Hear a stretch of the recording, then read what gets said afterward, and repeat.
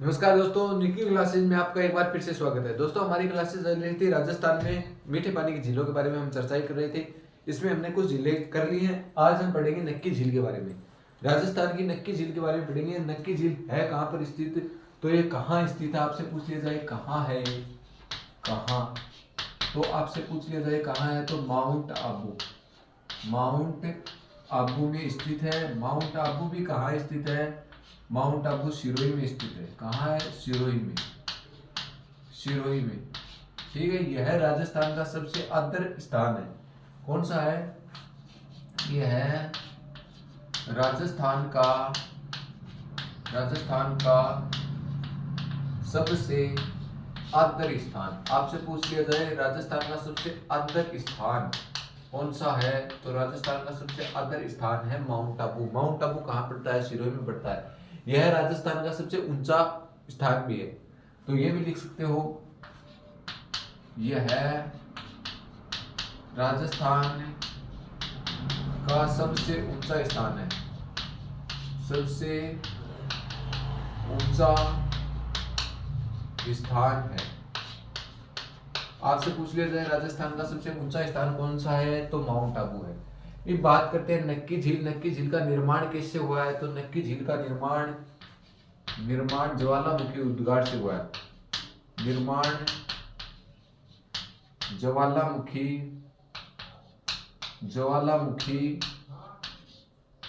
उद्गार से, उद्गार से, या इसे करेक्टर झील भी कहते हैं, इसे करेक्टर झील कहते हैं, करेक्टर झील कहते हैं। दोस्तों, आपको कई किताबों में यह भी देखने को मिलेगा कि इसका निर्माण, इस झील का निर्माण देवताओं के नाखूनों से किया गया है। तो वो क्वेश्चन पूछेगा तो कोई है नहीं। आपको ये ध्यान में रखना है कि इसका निर्माण ज्वालामुखी उद्गार से ही हुआ है, ना कि कोई देवताओं के नाखूनों से हुआ है। ज्वालामुखी का विस्फोट हुआ था, विस्फोट होने के कारण वहां एक खड्डा हो गया। खड्डा होने के कारण क्या हो गया, वहीं पे वो जो मलबल था वो वहीं पे जम गया, और जमने के कारण वहीं पे क्या हो गया, एक झील का निर्माण हो गया। तो दोस्तों ये लिखो, एक क्वेश्चन ये लिखो, यह राजस्थान की सबसे ऊंची झील है। क्या है, क्योंकि सबसे अधिक ऊंचाई पर होने के कारण यह राजस्थान की सबसे ऊंची झील है। तो आपसे पूछ लीजिए जाए सबसे ऊंची झील कौन सी है, यह राजस्थान की सबसे ऊंची झील है। ठीक है, ऊंची झील है, झील है। ठीक है दोस्तों, एक आपसे यह पूछा जाएगा कि एकमात्र झील जो सर्दियों में अक्सर जम जाती है। देखो दोस्तों, यह है राजस्थान की एकमात्र झील है, झील है जो सर्दियों में जम जाती है, जो सर्दियों में जम जाती है, जम जाती है। तो आपसे पूछ लिया जाए राजस्थान की कौन सी झील है जो सर्दियों में बर्फ के रूप में जम जाती है, तो कौन सी झील है, कौन सी झील है, नक्की झील है। नक्की झील कहाँ है, सिरोही में। इसके किनारे को नन्न रोक, टोड रोक और हॉर्स रोक कहते हैं। इस झील के किनारे को, इस झील के किनारे को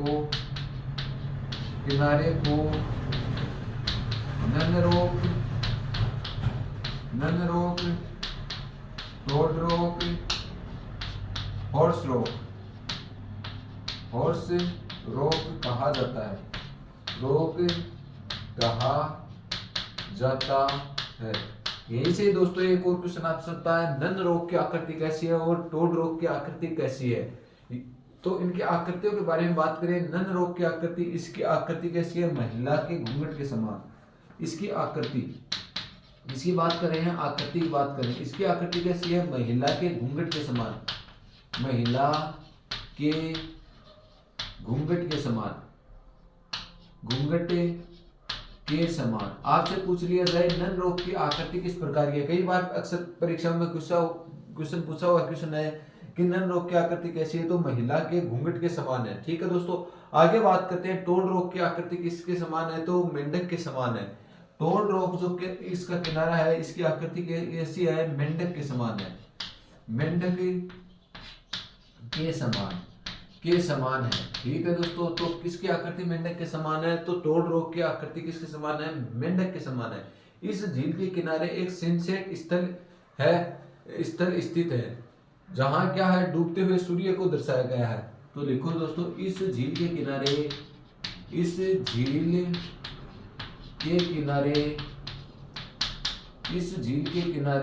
सनसेट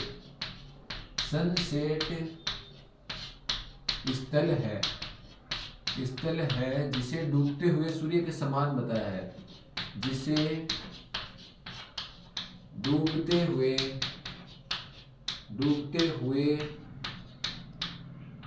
हुए सूर्य के समान बताया, सूर्य के समान दिखाया गया है।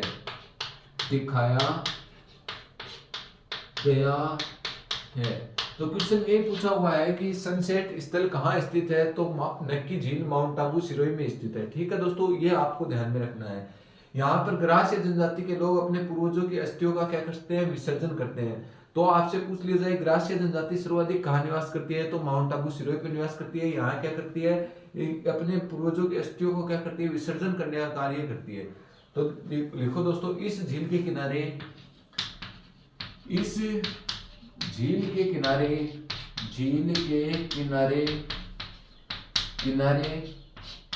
गरासिया जनजाति के लोग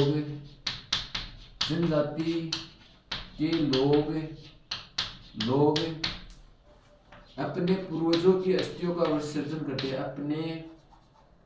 अपने पूर्वजों की अस्थियों का विसर्जन करने का काम करते हैं। विसर्जन करने का काम करते हैं। विसर्जन करने का काम करते हैं। तो आपसे पूछ लिया जाए कि कौन सी जनजाति ग्रास्य जनजाति नक्की झील पर अपनी पूर्वजों की जो अस्थियां हैं उसको क्या करने का काम करती है? उसमें विसर्जन करने का काम करते हैं। ठीक है, तो ग्रास्य जनजाति का हरिद्वार आपसे पूछ लिया जाए तो कौन सी झील को कहते हैं? नक्की झील को कहते हैं। ठीक है दोस्तों, ये था नक्की झील के बारे में। नक्की झील के बारे में हमने क्या पढ़ा? नक्की झील है कहाँ पर स्थित? तो माउंट आबू सिरोही के अंतर्गत स्थित है। माउंट आबू को क्या कहते हैं? राजस्थान का सबसे आदर स्थान बोला जाता है। और राजस्थान का सबसे ऊंचा स्थान आपसे पूछ लिया जाए तो राजस्थान का सबसे ऊंचा स्थान भी कौन सा है? माउंट आबू सिरोही है। ठीक है दोस्तों, आगे बात करते हैं इसका निर्माण किस प्रकार हुआ। तो इसका निर्माण ज्वालामुखी उद्गार से इसका निर्माण हुआ है। किसका निर्माण हुआ है? तो नक्की झील का निर्माण भी किससे हुआ है? ज्वालामुखी उद्गार से हुआ है। इसे करेक्टर झील के नाम से जाना जाता है। कुछ किताबों के अनुसार देखा जाए तो इसका निर्माण किससे हुआ है? देवताओं के नाखूनों से भी इसका निर्माण माना जाता है। ठीक है दोस्तों, बात करते हैं, यह राजस्थान की सबसे ऊंची झील है। आपसे पूछ लिया जाए राजस्थान की सबसे ऊंची झील कौन सी है? तो राजस्थान की सबसे ऊंची झील तो है नक्की झील, जो माउंट आबू सिरोही में है। जबकि राजस्थान की सबसे नीची झील है तलवाड़ा झील। तलवाड़ा झील कहाँ पर है? हनुमानगढ़ में है और घग्गर नदी के तट पर स्थित है। ठीक है दोस्तों, आगे बात करते हैं, यह राजस्थान की एकमात्र ऐसी झील है जो सर्दियों में क्या हो जाती है? जम जाती है, मतलब बर्फ के रूप में जम जाती है। ठीक है, तो राजस्थान की एकमात्र झील जो बर्फ के रूप में जम जाती है कौन सी है? नक्की झील है। इस झील के किनारे को नन रॉक, टोड रॉक और हॉर्स रॉक के नाम से जाना जाता है। इन नन रॉक की आकृति आपसे पूछ ली जाए तो नन रॉक की आकृति किसी प्रकार की है? महिला के घूंघट के समान है। जबकि टोड रॉक की आकृति आपसे पूछ ली जाए तो टोड रॉक की आकृति मेंढक के समान है। ठीक है दोस्तों, आगे बात करते हैं, इस झील के किनारे सनसेट स्थल स्थित है। सनसेट स्थल किस झील के किनारे है? आपसे पूछ लिया जाए, नक्की झील के किनारे पर स्थित है। इसे डूबते हुए सूर्य के समान दिखाया गया है। ठीक है, तो दोस्तों आगे बात करते हैं, ग्रास्य जनजाति के लोग अपने पूर्वजों की जो अस्थियां हैं किस झील में विसर्जित करने का काम करते हैं? तो नक्की झील में विसर्जित करने का काम करते हैं। ये थी आपकी नक्की झील। एक बार आप इसका स्क्रीनशॉट ले, फिर हम आगे पढ़ेंगे अगली झील के बारे में। दोस्तों आगे बात करते हैं स्वरूप सागर झील। स्वरूप सागर झील है कहां पर? तो आपसे ये पूछा जाए तो कहां पर स्थित है? तो कहां आपसे पूछा जाए तो ये उदयपुर में स्थित है। उदयपुर में कौन सी झील है? स्वरूप सागर झील है। स्वरूप सागर झील का निर्माण आपसे पूछ लिया जाए तो निर्माण किसने करवाया था? 1857 में महाराजा स्वरूप सिंह ने इसका निर्माण करवाया था। निर्माण आपसे पूछ लिया जाए, निर्माण 1857 में, 1857 की क्रांति के समय मैंने शासक बताया था स्वरूप सिंह, उसने क्या करवाया था? निर्माण करवाया था स्वरूप सागर झील का। तो स्वरूप सिंह ने, महाराजा स्वरूप सिंह ने क्या करवाया? इनका निर्माण करवाया। यह झील क्या काम करती है? स्वरूप सागर झील पिछोला झील व फतेह सागर झील को जोड़ने का काम करती है। तो लिखो दोस्तों, इसमें यही क्वेश्चन आएगा कि पिछोला झील व फतेह सागर झील को जोड़ने का काम कौन सी झील करती है? तो स्वरूप सागर झील करती है। यह पिछोला व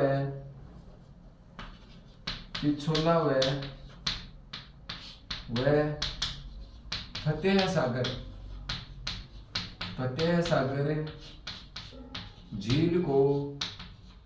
झील को जोड़ने का काम करती है, जोड़ने का काम करती है। तो कौन सी झील? पिछोला झील व फतेह सागर झील को जोड़ने का काम करती है, आपसे पूछ लिया जाए तो स्वरूप सागर झील पिछोला झील और फतेह सागर झील को जोड़ने का काम करती है। आगे पढ़ते हैं हम गजनेर झील। गजनेर झील, ये पहली बात से तो आपको पूछा जाए कि गजनेर झील है कहाँ पर स्थित है? तो गजनेर झील बीकानेर में स्थित है। कहाँ है आपसे पूछ लिया जाए तो गजनेर झील कहाँ स्थित है? बीकानेर में तो स्थित है, बीकानेर में स्थित है। ठीक है दोस्तों, निर्माण आपसे पूछ लिया जाए, निर्माण 1920 में महाराजा गंगा सिंह ने करवाया था। गंगा सिंह ने। तो आपसे पूछ लिया जाए कि गजनेर झील का निर्माण किसने करवाया? 1920 में महाराजा गंगा सिंह ने गजनेर झील का निर्माण कराने का काम किया था। ठीक है दोस्तों, आगे बात करते हैं। इस झील को पानी के शुद्ध दर्पण की उपमा दी गई है। इस झील के पानी को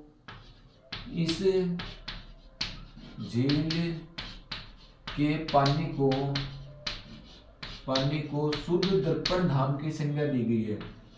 शुद्ध दर्पण की संज्ञा दी गई है।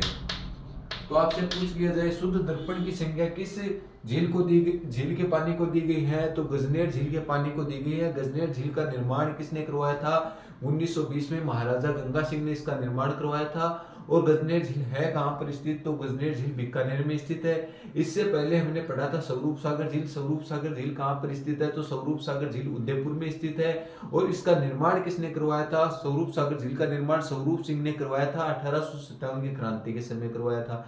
ठीक है दोस्तों, स्वरूप सागर झील क्या काम करती है? तो यह झील पिछोला झील व फतेह सागर झील को जोड़ने का काम करती है। ये हमने अभी इस स्लाइड में पढ़ा है। एक बार आप इसका स्क्रीनशॉट लें, फिर हम आगे पढ़ेंगे।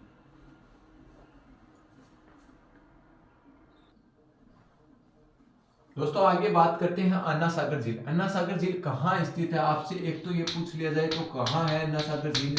तो ये अजमेर में स्थित है। अजमेर में अन्ना सागर झील कहाँ है? अजमेर में स्थित है। निर्माण आपसे पूछ लिया जाए, निर्माण तो निर्माण में लिखो दोस्तों, निर्माण 1137 में अर्णोराज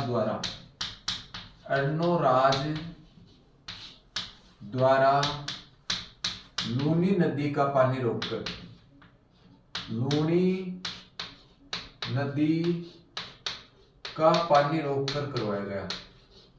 पानी रोककर। तो आपसे पूछ लिया जाए इसका निर्माण कब किसने करवाया? तो अर्णोराज ने 1137 ईस्वी में लूनी नदी है जो मारवाड़ में बहने वाली सबसे लंबी नदी आपसे पूछ ली जाए लूनी है, तो उसका पानी रोककर 1137 में अर्णोराज ने अन्ना सागर झील का निर्माण करवाया। ठीक है दोस्तों, जहांगीर ने इस झील के किनारे दौलत बाग का निर्माण करवाया। देखो दोस्तों इसमें आगे जहांगीर ने इस झील पर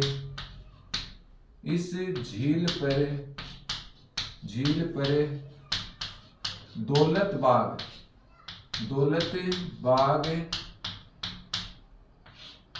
का निर्माण करवाया, का निर्माण करवाया।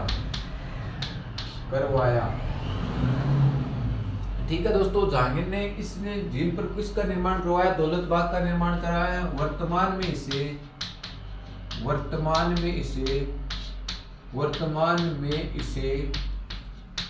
इसे सुभाष उद्यान भी कहते हैं। कौन सा उद्यान? सुभाष उद्यान भी कहते हैं, उद्यान भी कहा जाता है। तो आपसे पूछ लिया जाए सुभाष उद्यान किसे कहा जाता है, तो दौलत बाग का निर्माण अन्ना सागर झील के किनारे पर किसने करवाया था? जहांगीर ने करवाया था। उसे किस नाम से जाना जाता है? तो सुभाष उद्यान के नाम से जाना जाता है। ठीक है दोस्तों, और आगे चर्चा करते हैं। तो बात करें यहाँ पर जहांगीर ने कहां पर? दौलत बाग पर ही क्या करवाया था? यहाँ पे चश्मा ए नूर झरने का निर्माण करवाया। लिखो दोस्तों, यहाँ पर इस प्रकार लिखो, यहाँ पर जहांगीर ने चश्मा ए नूर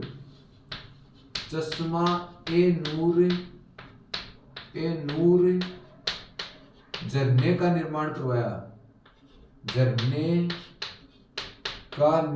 करवाया।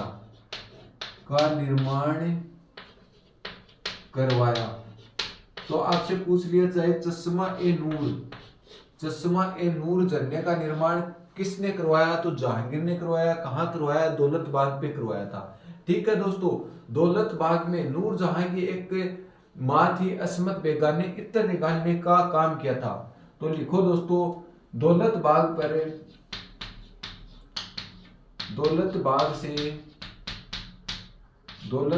से नूर जहां की मां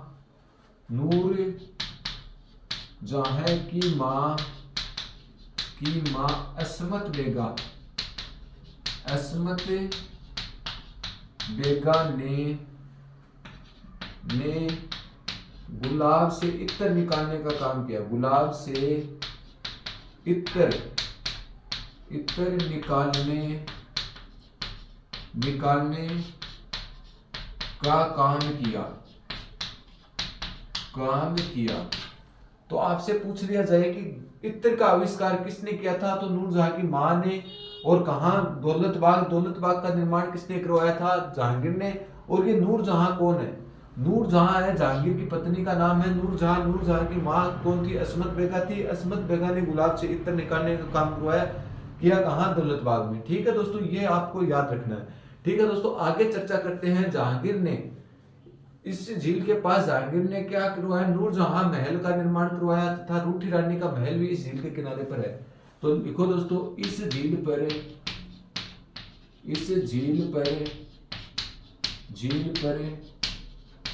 जहांगीर ने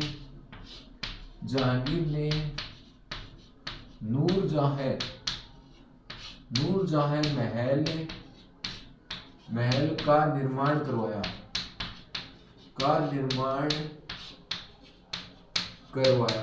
तो आपसे पूछ लिया जाए नूरजहां का महल कहाँ स्थित है? तो नूरजहां का महल कहाँ स्थित है? अन्ना सागर झील के ऊपर स्थित है। ठीक है दोस्तों, आगे बात करते हैं। इस झील के किनारे रूठी रानी का महल स्थित है। लिखो दोस्तों, इस झील के किनारे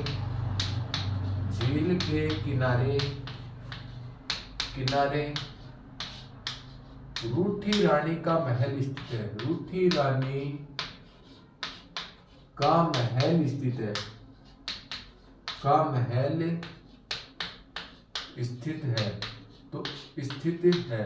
तो आपसे पूछ लिया जाए रूठी रानी का महल कहाँ स्थित है? तो रूठी रानी का महल कहाँ स्थित है? अन्ना सागर झील पे अजमेर में स्थित है। दोस्तों, हम इसका एक बार फिर से रिवीजन करते हैं। अन्ना सागर झील का निर्माण 1137 ईस्वी में अर्णोराज ने लूनी नदी पर बांध बनाकर किया था। ठीक है दोस्तों, बात करते हैं जहांगीर ने इस पर दौलत बाग उद्यान का क्या किया?